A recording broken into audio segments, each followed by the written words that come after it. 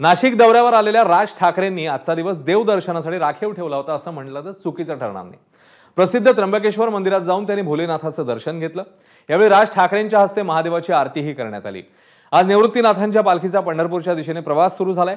त्यापूर्वी राज ठाकरेंनी मंदिरात जाऊन निवृत्तीनाथ महाराजांची विधिवत पूजा केली।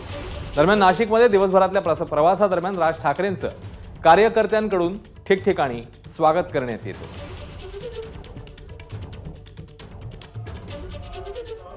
तर त्र्यंबकेश्वर मंदिरात त्यांनी महादेवाची आरती केलेली आहे आणि पालखी निघण्यापूर्वी निवृत्तीनाथांची पूजा देखील राज ठाकरेंच्या हस्ते झाली।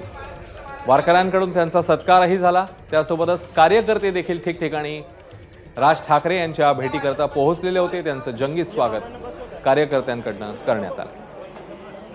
ही राज ठाकरेंच्या नाशिक दौऱ्यातली 4 दृश्य।